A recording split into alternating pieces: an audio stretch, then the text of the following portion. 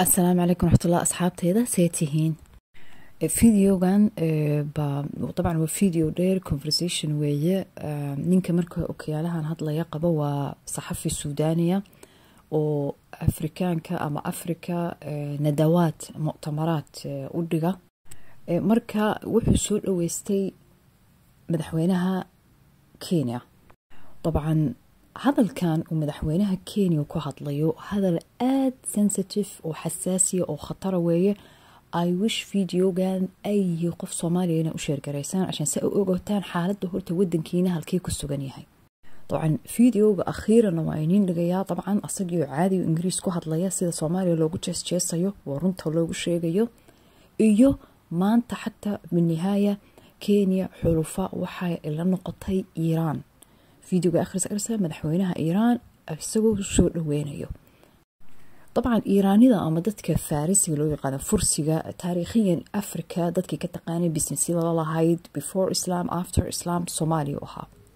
بسنسية الله أي سوء حيران جرتي صومالي حتى كلمة مقدشو فارسية أما فرسية نو بحشي أو سرابيان بالأونتري عاصد مقدشو هاد وروحا لو بحشي مقاه شاع ماشي وبقر كفرني وقف فارسية أوكي ضدك فارسية ومانتا طبعا ولا قفل شقيستي وايي درسكي حق ششوي وقرين نين كان مركا كينياتيغا أنا حدنتو شيغي وحا ويي طبعا ميشان سوماليا لو jeesjeesayaa أما وحا لأنكا حقيقة على الشيغي وليه هاي سوماليا government ماله أنا أمنيغا السوغا أمنيغا كوتشيرا لكن أناغا آزا أفريكان هورمر ما ربنا إنا نقارنو ودمد درسكينا oo lacag badan nooga baxo oo dhibaatooyin waaweyn noo soo jeedo anigu wadankayga raba horumar inaan geeyo soo marka ma soconayso xoogaa shilimaad oo malaayiina sidaan ugu sugo wadan sida Soomaaliya no government leh yani government lahayn oo dowlad lahayn inaan soo tuugsado EU oo ah ururka Europe US Mareykanka iyo wadamada xoog gala westernka ah halkaas horta la maraya sheekada Soomaaliya wuxuu sii dhameystirayaa uu leeyahay amnigeyga ku jira Soomaaliya inaan joogo فطبعا taas waxay ku tusaysaa طبعا waa inaan ogaanaa kamaan inuu askarta Amazonka lagu leeyahay bishakil caam lacagtooda oo dhanba xataa waa deyn Soomaaliya sugaysa oo bixin doonto oo international bank iyo adduunka kale nagu leh fa asaga lacag baa la siinayaa sidoo amniga Soomaaliya u qabto عشان terrorist baa horta halkaas la maraya marka si fiican u daawada وأركا الكاميشن شبكان يوغان كالصعودة طبعا حتى هذا الكام وأورانيو إنو أساقا ولعاق حورا هايستو وحو ربو سمايو وحي أوليق منكرتا حتى إنو أي ودن وربو كسو دولي كارو حطو لعاق هايستو سيدو أمني وضو أصغو أو Because this neighborhood is not nice. Really, it's not nice. I mean, of course, beautiful countries. But what's going on is not nice. Does Kenya feel a little bit anxious? I mean, with all these things around you in the border, do you feel a little bit insecure here as Kenyan that with all these crazy guys around us, what's going to happen here? Well, it is true that we live in a tough neighborhood. Yeah. Because we have a 1,000-kilometer border with Somalia, which has not had a functional government for 40 years, 30-something years. We have a border with South Sudan. They have major challenges.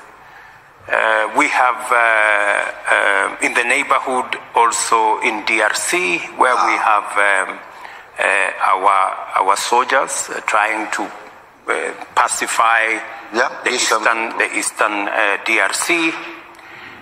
We take it as a responsibility because we know that our stability, our security is intricately intertwined with the stability of our region.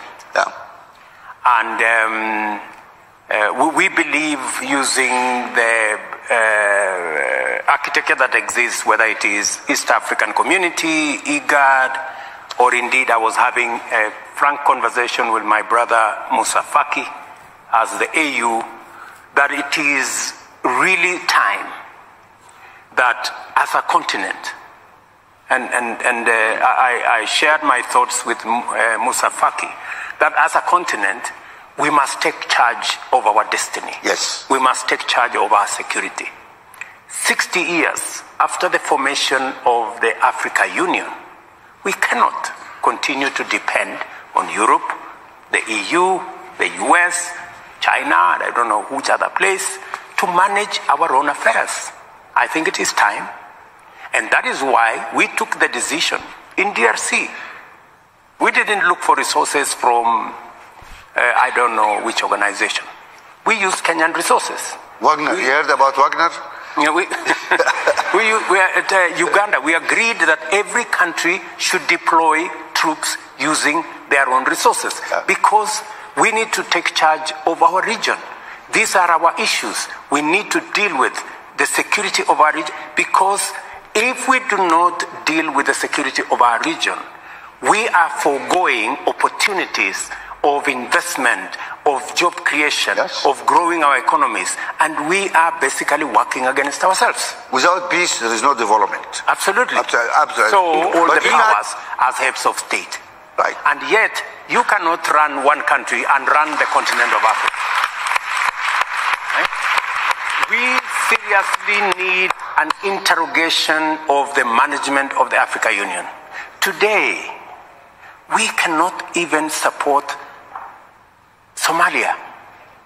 We are waiting for EU to give us $85 million. $85 million. You know, we cannot fund it as EU. It is stupid. I mean, my brother, it is madness. So are you telling me 54 countries, 60 years after independence, they cannot manage 85 million to sort out Somalia, which has no government?